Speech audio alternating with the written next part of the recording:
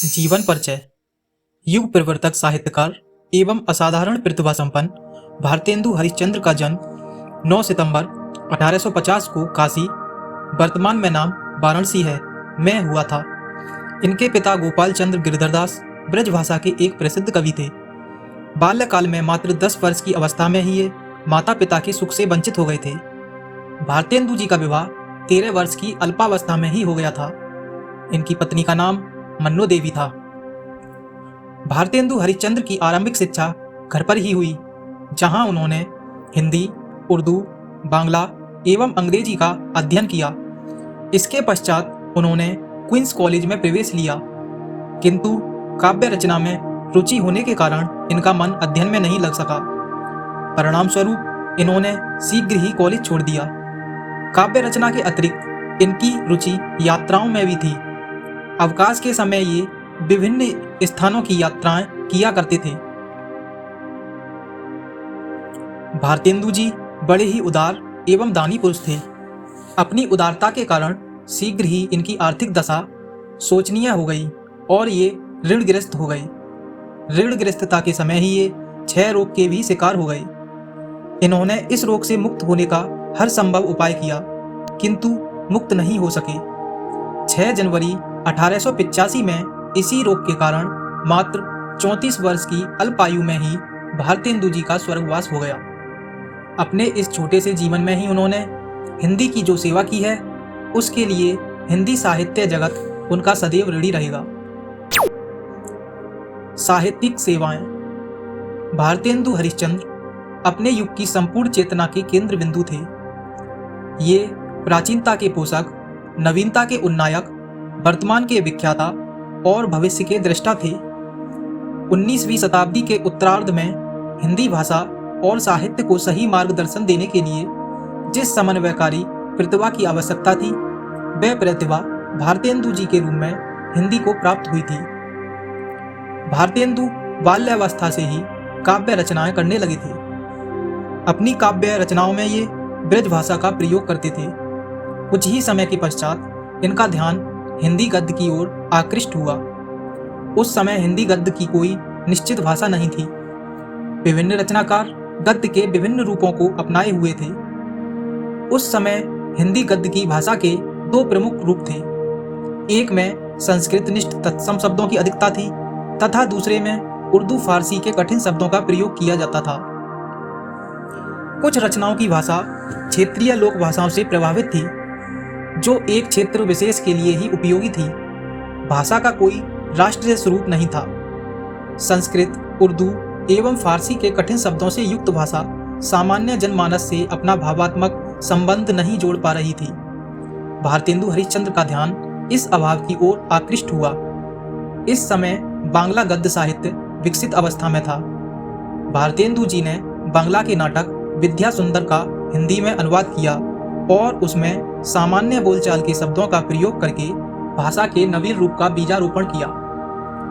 सन 1868 ईस्वी में भारतेंदु जी ने कवि वचन सुधा नामक पत्रिका का संपादन प्रारंभ किया। इसके 5 वर्ष उपरांत सन 1873 ईस्वी में इन्होंने एक दूसरी पत्रिका हरिश्चंद्र मैगनीज का संपादन प्रारंभ किया। 8 अंकों के बाद इस पत्रिका का नाम हरिश्चंद्र पत्रिका हो गया। हिंदी गद्य का परिष्कृत रूप सर्वप्रथम इसी पत्रिका में दृष्टिगोचर हुआ। वस्तुतः हिंदी गद्य को नया रूप प्रदान करने का श्रेय इसी पत्रिका को दिया जाता है।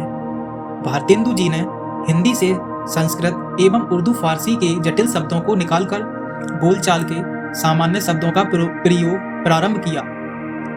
इससे हिंदी को एक नया रूप मिला और यह भाषा सामान्य लोगों से जुड़ गई।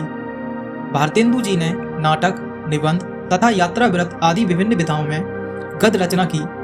इनके समकालीन सभी लेखक इन्हें अपना आदर्श मानते थे और इनसे दिशा निर्देश प्राप्त करते थे। सामाजिक, राजनीतिक एवं राष्ट्रीयता की भावना पर आधारित अपनी रचनाओं के माध्यम से भारतेंदु जी ने एक नवीन चेतना उत्पन्न की। इनकी प्रतिभा से प्रभावित होकर तत्कालीन पत्रकारों ने सन 1880 ईस्वी में इन्हें भारतेंदु की उपाधि से सम्मानित किया। भारतेंदु जी ने अपने युग के हिंदी साहित्य के उत्थान हेतु सर्वस्व न्यौछावर कर दिया। अपने सहयोगी लेखकों को प्रोत्साहन देकर इन्होंने कई पत्रिकाओं का प्रकाशन प्रारंभ कराया और उन्हें दिशा निर्देश दिया। कई साहित्यिक संस्थाएं इनके द्वारा दी गई आर्थिक सहायता पर ही संचालित हो पाती थीं। ये उदार हृदय से साहित्य के लिए धन दिया करते थे। इस प्रकार साहित्य के विकास हेतु इन्होंने अपनी सामर्थ्य से भी बढ़कर प्रयास किए। कृतियां। अल्प आयु में ही भारतेंदु जी ने हिंदी को अपनी रचनाओं का अप्रतिम कोश प्रदान किया।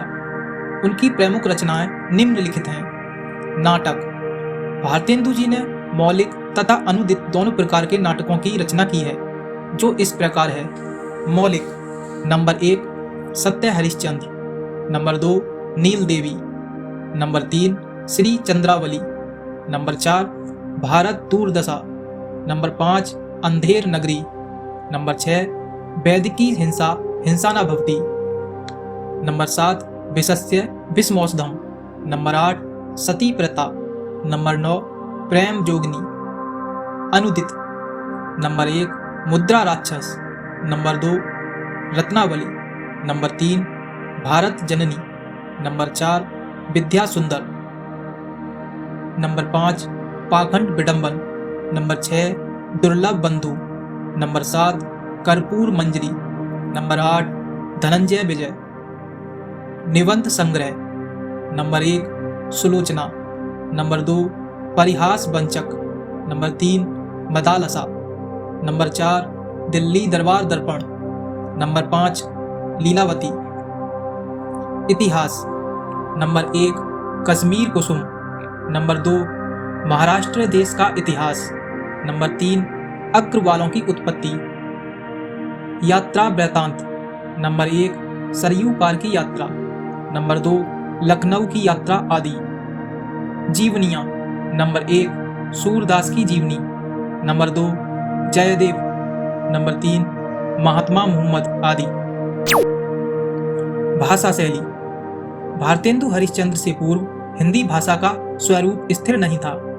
हिंदी भाषा के रूप में संस्कृत के तत्सम शब्दों या उर्दू फारसी के कठिन शब्दों का समावेश था।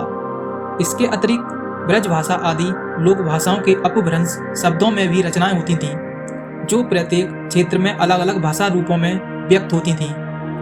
शैली के रूप में इन्होंने वर्णनात्मक, विवरणात्मक, विचारात्मक, भावात्मक, व्यंग्यात्मक तथा हास्य शैलियों का मुख्य रूप से प्रयोग किया।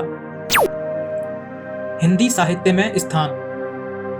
भारतेंदु हरिश्चंद्र ने हिंदी भाषा और हिंदी साहित्य के क्षेत्र में अपना अमूल्य योगदान दिया।